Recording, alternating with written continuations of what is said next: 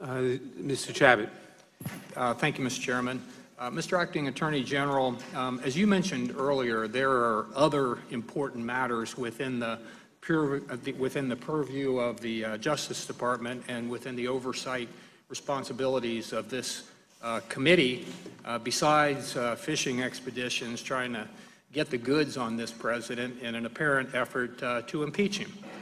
For example, 70,000 Americans died from drug overdoses in 2017.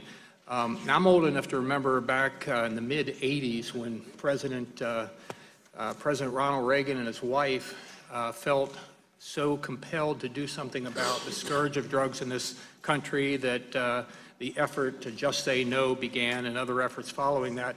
And that was because back at that time we had 10,000 deaths a year due to drug overdoses, and we now have over 70,000 deaths. So it's gotten, unfortunately, over time, worse, not better. Most of the increase in deaths in 2017 were due to synthetic drugs, synthetic opioids specifically, like fentanyl, which accounted for a significant number of those deaths. This is clearly an epidemic which has been declared a state of emergency nationwide by the President and has deeply affected families in my home state of Ohio as well as families all across this nation. What efforts and resources has or does the Justice Department intend to use to combat this growing epidemic, and what help can Congress provide to assist you in your efforts? Congressman, I appreciate that question, and I know how Ohio has been dramatically affected by the opioid crisis. We have done a lot at the Department of Justice, and I would like to partner with this committee, and I'm sure General Barr would as well, to combat and have additional tools to combat this opioid crisis. But some of the things that we have done is we set up in 2017 the Opioid Fraud and Detection Unit, which was a way that the Justice Department could utilize data to help combat the devastating opioid crisis. We did the largest healthcare fraud takedown in June of 2018. We set up the PILL Task Force, otherwise known as the Prescription Interdiction and Litigation Task Force, in February of 2018. We set up a really innovative way called Operation SOS, which was synthetic opioid surge.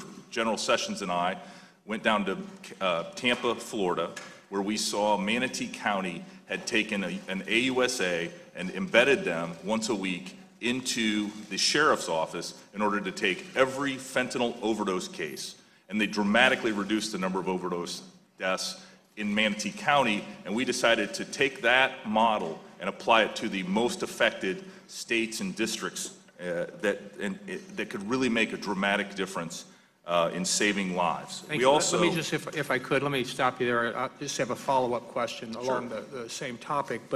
And the President addressed this to a considerable degree in a State of the Union the other night. And do you have an opinion? Is there a relationship between enhancing border security, particularly at our southern border, and making at least some progress in reducing the scourge of drug addiction in this country?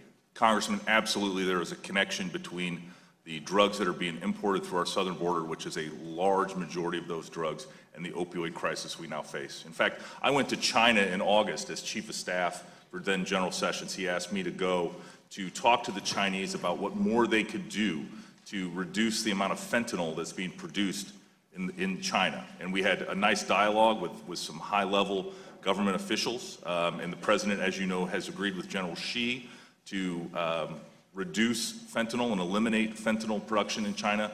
And one of the ways that China's agreed to do that was by scheduling the analogs of fentanyl. It's a very serious problem, and I know Ohio is dramatically affected by it. Thank you very much. I've only got about 30 more seconds, so let me just touch on one last thing. I know you've only got a week left, so you probably will personally... Less than a week, actually. Yeah, less than a week.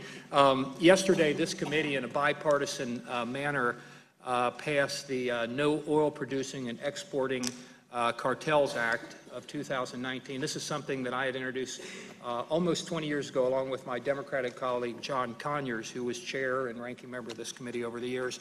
that would basically give the Attorney General the authorization to bring suit against oil cartels when they artificially manipulate the prices and we all pay for this at the gas pump time and time again. So I know we've been in contact with the Justice Department, and we look forward to working with your successor in that effort. I don't know if you have any comments you'd like to make about that.